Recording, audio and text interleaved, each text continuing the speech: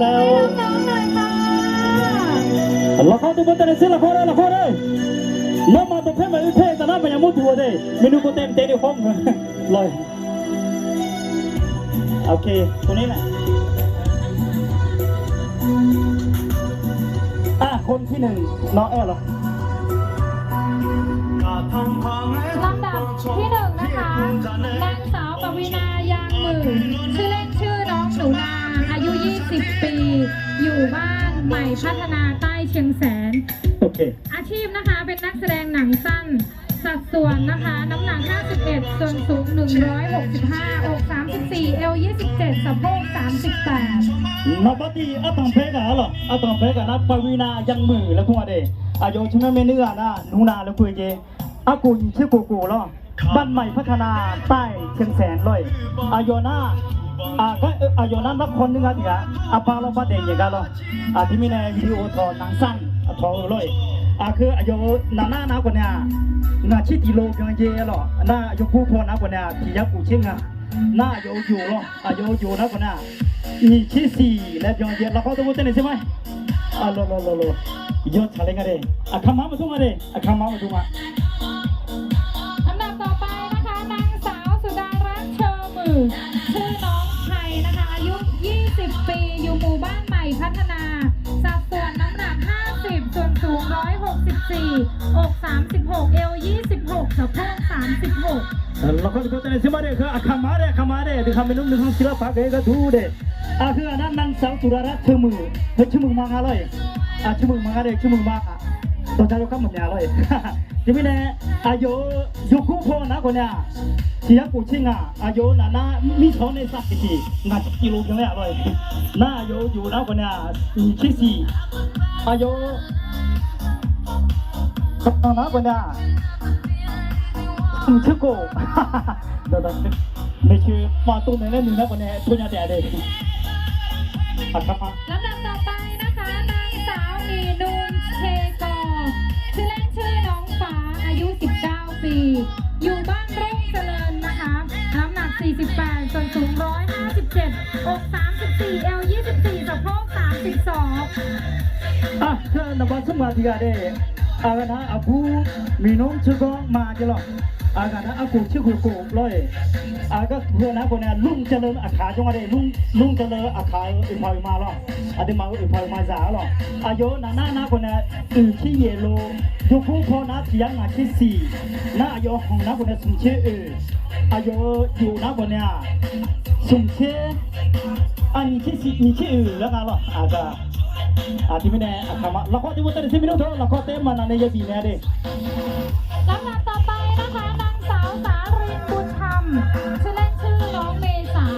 อยู่หมู่บ้านแม่หม้อของเรานี่เองนะคะสัดส่วนน้ำหนัก 52 ส่วนสูง 158 อก 36 เอว 25 สะโพก 36สกัดทุกการก็ดูนาบะตัวเดียวนะคนนี้ผู้สารินแล้วก็บุญธรรมเหรออายุชิ้นเนื้อนะคนนี้เมษาเลยน้องสาเหรอน้องสาเพื่อนะแม่หมอคำมังอะไรแม่หมอคำมังอะไรอายุนะคนนี้งาเชยี่อายุยกูพอนะเทียงาเชเย่อายุห้องเด็กหออายุห้องนะคนนี้สมชื่อกูอายุอยู่นะคนนี้มีชิงและจึงจะได้ที่ไม่ได้มีคิวตัวจะตู้นะคนนี้ตู้มันจะหอกตู้แต่นักกันเนี่ยยกคู่ยกอ้อยมาตู้ชัญญาบุญหรอไอ้กายดิลำดับต่อไปนะคะนางสาวสุภวรรณลาปือกูชื่อเล่นชื่อน้องวังนะคะอายุ 20 ปีอยู่หมู่บ้านแม่สลับสัดส่วนน้ำหนัก 54 ส่วนสูง 155 อก 34 เอว 26 สะโพก 37งากาธิกานะอธิคาไม่ใช่เลยขามังอะไรไม่ใช่ขามาเลยคือนักคนเนี่ยบูสุภวังลาบือกูเลยอันนี้ยังเนื้อแต่นักวันเลยคือจะอยู่ช่วงวันนะพี่ไม่แน่อายุน้าคนเนี่ยงาชี้ยุคพนักยังงาชิงอายุของนักคนสุชี้อายุอยู่หน้ามีชี้กูและโยมจะได้ที่ไม่ได้กาแล้วเขาศิลปะก็ดูที่เขาพอยมาได้ลำดับต่อไปนะคะนางสาวธิดาหมื่นแลขู่ชื่อเล่นชื่อน้องแพ็คอายุ 18 ปีอยู่หมู่บ้าน3 สูงเรียนอยู่วิทยาลัยเทคนิคกาญจนาพิเศษเชียงรายสั สัดส่วนน้ำหนัก 54 ส่วนสูง 162 อก34 เอว 27 สะโพก 35 อ่ะคือกูว่าที่กันนะจากการจบการอายนะที่ดาแล้วพวกร้อยที่ดามือละกูอายช่างนั้นนึกอ่ะตอนนั้นน้องแพ็คอากูที่เยกูเด็กผมนักกูมึงน่ะสิที่สี่ที่เยกูแต่นั่นคือก็จุ่มคือแบบที่แพน้ำเจนเมษาแต่ไม่ได้น่าชั่วของยาเล่นยาแล้วคือข้างชั่วมึงอ่ะคือก็ทูมาชั่วมึงอ่ะอีกข้างเนี่ยก็ตัวของยาแต่ที่อุดูที่มาเนี่ยโจ้เนี่ยคนเนี่ยก็ต่อตายเนี่ยแต่เด็กที่ผู้แม่มียาโยยาไม้อีน่าพอตอนนี้แต่อายุอะไรอายุจุดทูนะคนเนี่ยสามสูงทำมังงาหรอกอายุสุโบโจนะคนเนี่ยมหาวิทยาลัยเทคนิคกาญจนาพิเศษเชียงรายน่าโยนะนะคนงานชื่อยกผู้พนักยากูชื่อนี่อายุของนักสี่ชื่ออายุอยู่นะคนเนี่ยมีชื่อสี่แล้วยังจะไม่นุ่งเดี๋ยวเลย ลำดับต่อไปนะคะนางสาวจารุวรรณอายีชื่อเล่นชื่อน้องเปิ้ลนะคะ อยู่บ้านใหม่มาหินกองน้ำหนัก 48 ส่วนสูง 163 อก 33 เอว 24 สะโพก 33 คือนักจากการจบการมหิเตลตามหิโกอาคามังอะไรมหิโกอาคาอุปมาเลยที่ไม่แน่เราคนดูบนแต่ในสิมิโดเดเราคนเลยชัวร์จังหวะสิเดอายุชนนั้นก็เนี่ยจารุวรรณอันนี้เลยชนนั้นไม่เนื้อนะน้องเปิ้ลและคุยเจหรอกอากูนะที่สี่โกอะไรที่เย่ยกผู้ฟ้าเดียวกูเชื่อชุ่มอายุของสมเชื่อชุ่มเด้อายุอยู่นะคนน่ะมีชื่อเลยมีชื่องาเกิดจงกุเลยจีจากการจบการก็ดูเลย ลำดับต่อไปนะคะ ชื่อน้องนางสาวนุชนาวัฒนกิติพงศ์ชื่อเล่นชื่อน้องนุชนะคะอายุ 17 ปี อยู่บ้านเทิดไทยเรียนอยู่ที่วิทยาลัยอาชีวะแม่สายนะคะสัดส่วน 50 หนัก 51 สูง 156 อก 32 เอว 26 สะโพก 35 เพื่อนนะจังหวัดทุกไทยจังหวัดเดียวที่แดงหรอไม่แดงเยอะเลยโยชนะนักลุกชนะวัฒนกิติพงศ์แล้วพวกเราหรออายุอันนี้อายุทุกเดือนหรอนุชอากูที่สี่โกเดไม่ต้องเดินน้าอายุนักสบู่โจเรียนที่วิทยาลัยอาชีวศึกษาแม่สายอายุนักคนงานที่ตีเรายกผู้พนักพิยางานที่โกอายุของนักสิงที่ยี่อายุอยู่หน้ามีเชโกและยังไม่เจริญค่ะจากการจบการก็ดูแล้ว ลำดับต่อไปนะคะนางสาวนรินทร์นิพาอาลูชื่อเล่นชื่อน้องนีน่านะคะอยู่บ้านแม่บ่อเรียนอยู่วิทยาลัยราชภัฏเชียงรายสัดส่วนน้ำหนัก 50 สูง 155 อก 34 เอว 27 สะโพก 37 จากการจบการก็ดูทัดไทยซีมินุ่งเดผู้เต็มเงื้ออันดีมีจับมือจูจ่าแต่ก็พัฒนาได้สิเลยมีการเต็มเงื้อจูจ่าแต่ละอีน่ามีเซยูเซอันนั้นเลยที่ไม่ได้คุยว่าที่หน้านักเรียนอาลูหรออายุชุดนาทีหน้าแล้วคุยจะชุดเนื้อหรออายุหน้างาเชยกคู่พอนาทีงาเชงาอายุห้องน้าคนเนี้ยชุมเชอายุอยู่นั่นยี่เชสี่จะต้องเบอร์ไปบอกว่าปังปุ๊บเด็กคุณลุงอะไร ลำดับต่อไปนะคะนางสาวมณิสรอายีผูชื่อเล่นชื่อน้องติ๊กอยู่บ้านดอยเรียนอาชีวะเชียงรายหนัก 48 สูง 160 อก 32 เอว 24 สะโพก 36 คือนักคนเนี้ยจะก็ยกเชื่อที่กันเด้นางสาวหรอมันนี่สอนอันนี้กูอาคามาหรอเดี๋ยวมาอาคามาเด้คือนะบ้านดอยอาคามากันเด้บ้านดอยอาคามาอีน้องมามีหายาขับเพราะเนี่ยมีหายาขันนั่นมาเดี๋ยวคนน่ะขนมนี่ชีกะที่อีเนี่ยมาถอดถอดหรือเนี่ยเด้ส่วนยันเลยยันเลยหรอมีนุกูเต็มห้องเลยบ้านดอยอาคามาเด้อายุนักคนเนี้ยชิ้นเหยียดกิโลยกคู่คนละเทียบปูเชียหรออายุยกคู่คนเด้หน้าอายุห้องน้ำคนนี้อายุห้องล้อห้องน้ำก็ได้ถึงที่นี่อายุอยู่นะนี่ชื่ออายุตัวน้ำถึงชื่อกูแล้วคุยถึงชื่อกูไอ้กาก็ดูได้ลำดับต่อไปนะคะนางสาวสุภาวรรณเภาพงาชื่อเล่นชื่อน้องทันอายุ 19 ปีอยู่บ้านโป่งจ๊อกนะคะสัดส่วนน้ำหนัก 47 สูง 158 อก 32 เอว 25 สะโพก 33 จากการจบการก็ดูผู้นับชิติกาเด็ผู้นับชิติกานะคนนี้อันนี้สุพรรณวันทองงาแล้วหรอทองงาแล้วหรอชื่อทางเด้อายุจะไม่มีงานหรอนาทีไม่แน่อายุที่สี่ยกคู่โปรเจกต์ที่นี่ของนักสุนทรีสุนทรีอยู่นั่นยี่ชื่องาและ ยังเลยแล้วน้องสักการทุกคนก็ดูผิวมาดิ นอกจากน้องๆนางแบบแล้วเรายังมีน้องๆนายแบบนะคะ ขอเสียงปรบมือให้กับนายเมธาสิทธิ์จันดาค่ะชื่อเล่นชื่อน้องเมธานะคะอยู่หมู่บ้านห้วยม่วงนอกกำลังศึกษาอยู่วิทยาลัยการอาชีพฝางสัดส่วนน้ำหนัก 68 สูง 166 อก 42 เอว 32 สะโพก 39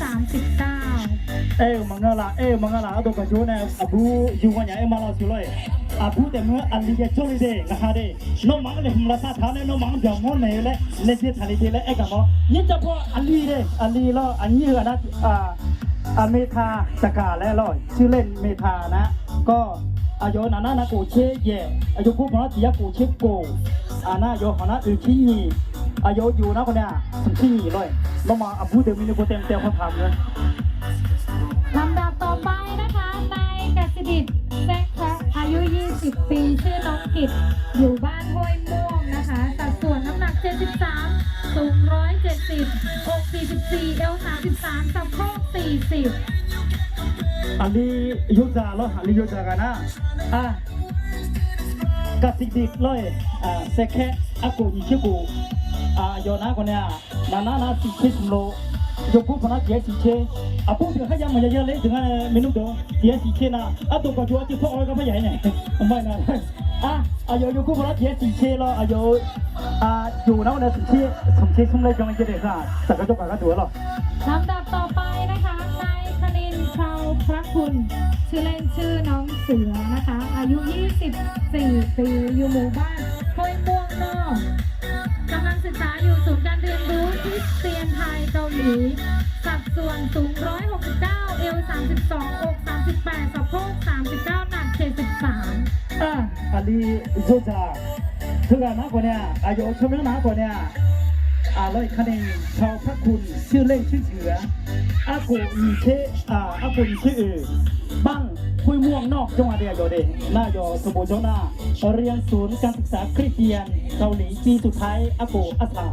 อาโจซาขาวกูแล้วที่ไม่แน่อายุอยู่ผู้พนักยากูเชื่อเวอร์อายุอยู่นะถึงที่อายุของหน้า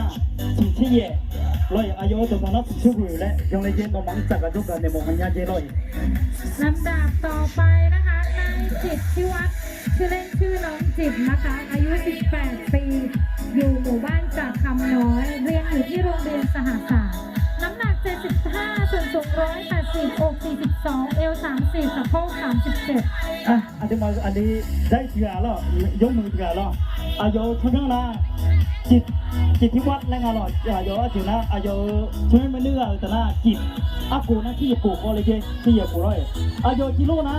ที่ชิ้นงานโลและจังเลยแรงอายุจะกู้พอนะเสียอีกทีและจังเลยและเราหวังจากการจะแบบอายุของนักคนใดอื่นที่อายุอยู่นักคนใดสุเชแล้วหรอ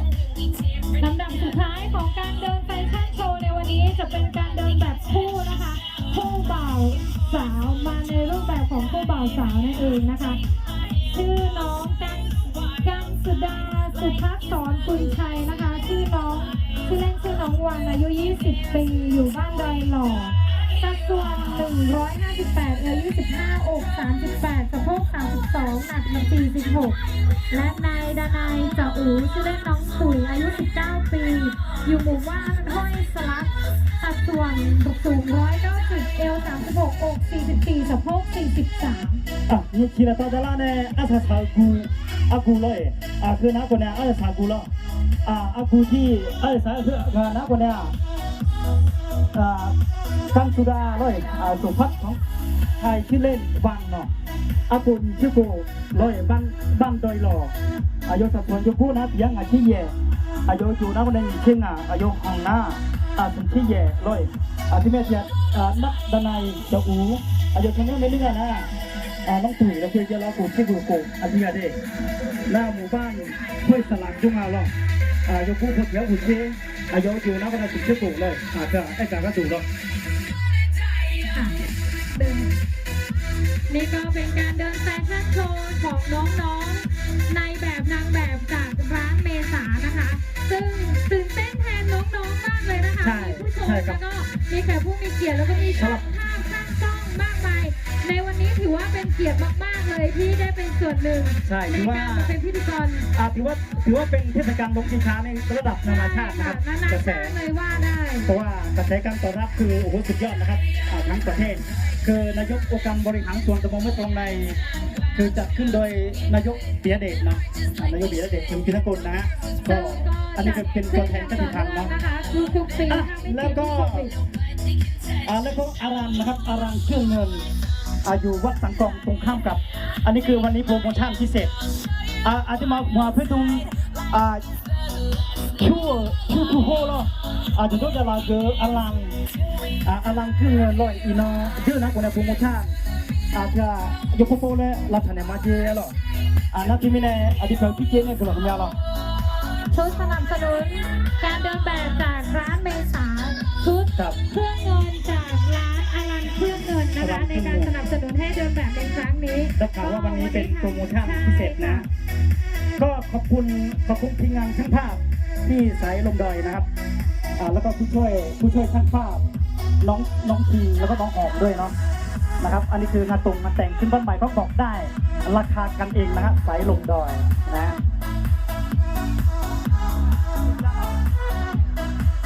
สุดท้ายนะครับเนาะอันนี้รอบหนึ่งเดินอีกรอบหนึ่งวงเชื่อรู้แล้วเชื่อรู้ติพูดแล้วทางจอเลยชาเลนจ์กันรู้เป็นลูกเดือดชาเลนจ์กันรู้ชาเลนจ์มาแล้วคนติพูดเต้นนะเซ่โอเคอันนี้มาน้องเจนน้องยาเดือดอันนี้มามาเดือดเจ้าปู่ที่กี่โกเซ่ก็ยิ่งขี่ละตาตาละเนี่ยอันนี้มาทุบเจ้าคนเนี่ยแล้วกันนะเขาอยู่ที่ข้างเราหลายอยู่เชียร์บางอะไร